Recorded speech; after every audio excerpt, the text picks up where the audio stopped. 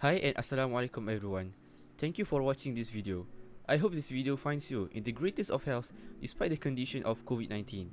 Anyway, I am Takris from Kolej Mara Kuala Nerang, and today our representatives would humbly like to present our idea in Innovation, Invention and Entrepreneurship Carnival 2022.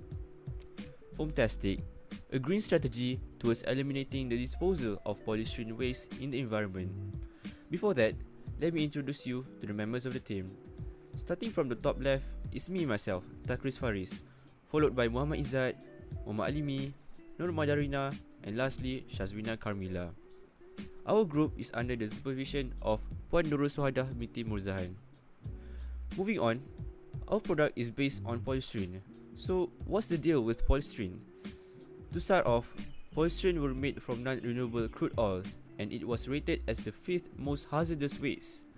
Around 680 pounds of greenhouse gases emitted to produce 10,000 plastic foam cups. The truth is, polystyrene never truly biodegrades, and it could still be around after 1 million years, or does it even decompose? Polystyrene also can be lethal to marine animals, causing blockage and tears in the digestive system or even releasing toxins. 2.3 million tons end up in the landfill every year due to polystyrene waste.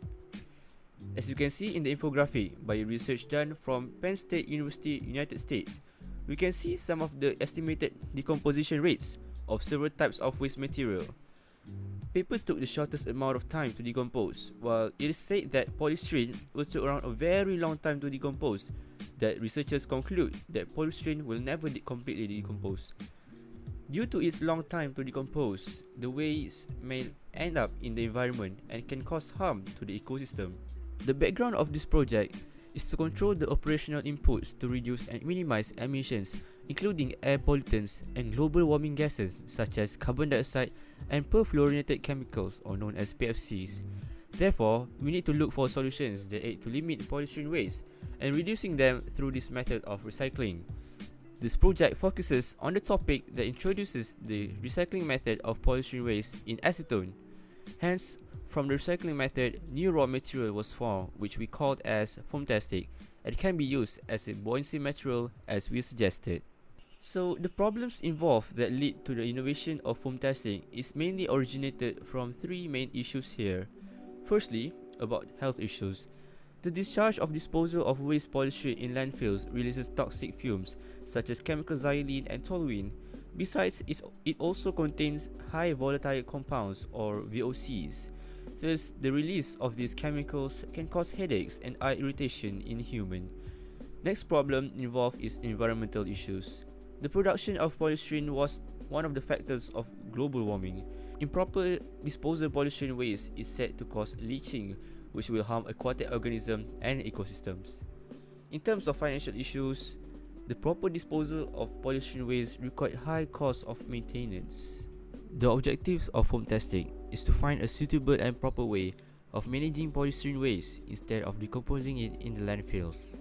Besides that, we want to produce a new raw material that is made from recycled waste polystyrene and acetone.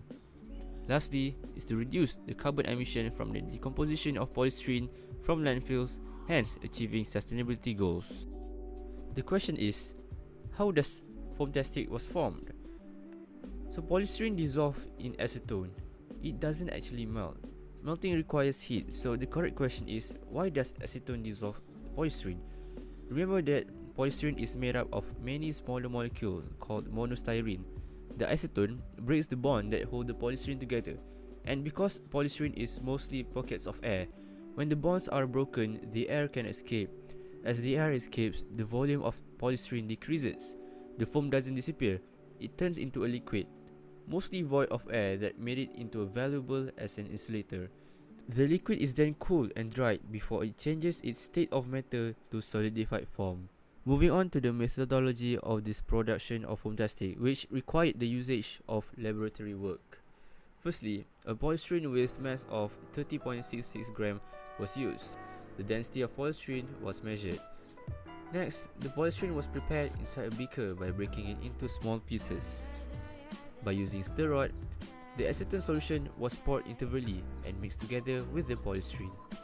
As the acetone solution was poured, the polystyrene started to dissolve away. As you can see in the video, the polystyrene is being dissolved away by using acetone. Next, the designated end mixture was obtained and left to cool for a day in a room temperature. Lastly, FOAMTASTIC was obtained. The end mass and density was calculated. Moving on to the results and hypothesis. The mass of polystyrene is 30.66 gram, while the FOAMTASTIC is only 13.4 gram. From this data, we know that there's a decrease in mass from polystyrene to FOAMTASTIC.